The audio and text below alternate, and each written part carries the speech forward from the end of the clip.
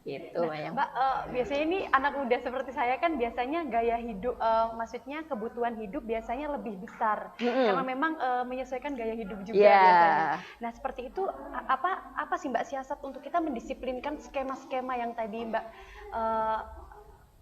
yang aku iya kemukakan yang Mbak tadi ya. paparkan. Nah, memang benar, Mayang.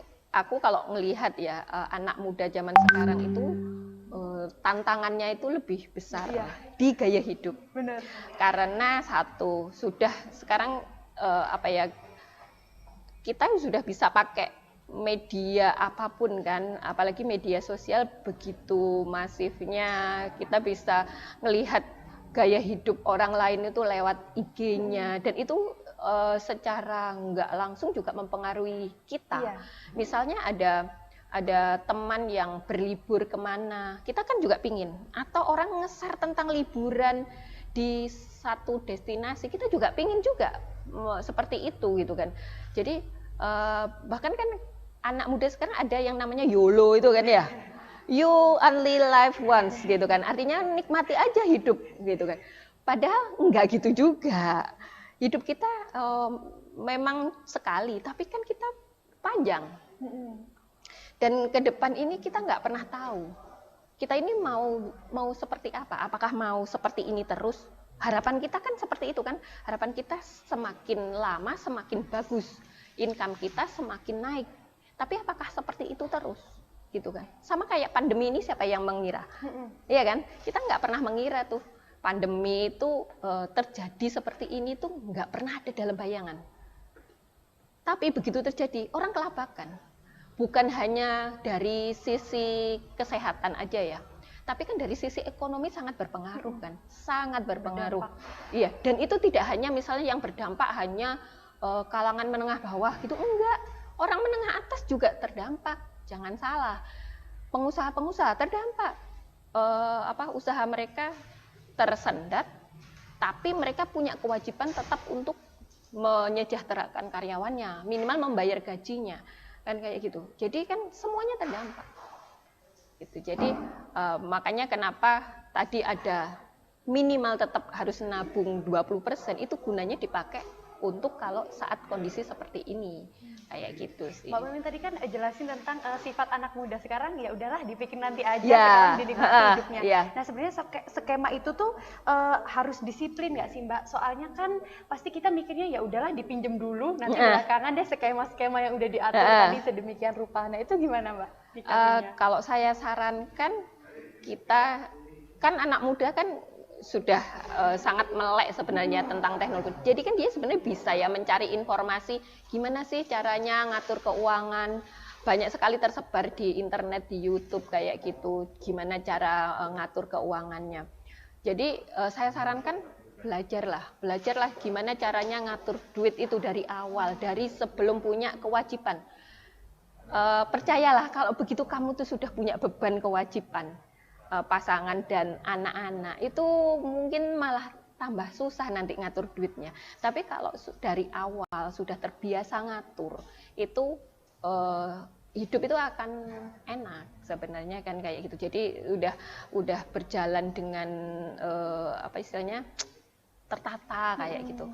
Kalaupun misalnya di luar rencana kita kan udah punya misalnya backupan nih gitu kan. Di tabungan itu tadi kan ada untuk dana darurat misalnya. Kita kan udah ada dana darurat untuk apa istilahnya, kalau menyiasati kalau perjalanan hidup kita tidak sesuai dengan skenario kayak gitu.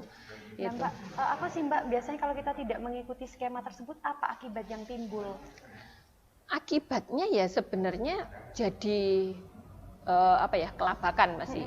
Kalau misalnya contoh aja, dengan kondisi pandemi seperti ini, ketika orang tidak memikirkan, menyisihkan tabungan untuk dana darurat, kemudian saat kondisi seperti ini mungkin penghasilannya akan berkurang atau bahkan hilang sama sekali.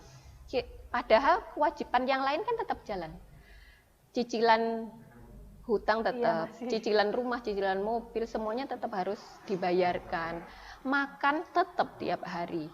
Terus kemudian bayar listrik, air, internet, padahal semakin kita di rumah, internet itu harus sangat penting ya. Iya, benar. Kan masa kita nggak bayar. Jadi setiap bulan karena income kita nggak ada, kan kita bukan berarti tidak ada pengeluaran. Tetap pengeluaran itu kan tetap ada.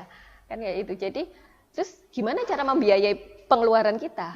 Ya makanya kenapa ada dana darurat itu, kita ambil dari dana darurat kayak gitu yang sudah kita tabung sebelumnya. Bayangin nih, Mayang sekarang sudah mulai menabung walaupun nggak tahu ke depan mau kayak apa. Tapi ketika kejadian itu ada, kan Mayang bingung nggak? Enggak kan, tinggal oh ya wis kan aku ada tabungan. Udah ada ya. Nah, kayak gitu. Terus itu satu. Yang kedua, kalau misalnya kita tidak ngikuti pola itu, bisa jadi kita nanti juga mempunyai kualitas hidup yang kurang baik. Misalnya contoh, kita berani nih ngambil cicilan ini, cicilan itu. Jadi kita akhirnya cicilan hutang setiap bulan itu cukup besar. Bahkan mungkin lebih dari 50% dari income kita gunakan untuk bayar cicilan hutang. Padahal kita masih harus nabung misalnya, atau kita harus beli asuransi, atau kita harus istilahnya biaya hidup. Bahkan misalnya kalau kita membiayai orang tua atau membiayai adik sekolah, iya, anak-anak dan lain-lain, kan itu jadi kualitas hidup kita jadi menurun kan kalau misalnya semuanya dibuat itu. Gitu. Kesannya kenapa orang, nah itu kan konsumtif, apalagi kalau hutangnya itu hutang konsumtif gitu. Kita tuh kayak ngambil kesenangan di depan, tapi sengsara di belakang. Gitu. Kalau kita ngambilnya hutangnya adalah hutang misalnya cicilan KPR rumah, kan memang itu kebutuhan kita. Gitu. Terus mobil, tapi kalau itu untuk istilahnya mendukung istilah pekerjaan kita, nggak apa-apa. Itu menjadi produktif kayak gitu. Yang jatuhnya jadi konsumtif itu misalnya kita cicil rumah, tapi itu adalah rumah kedua dan kita anggurin.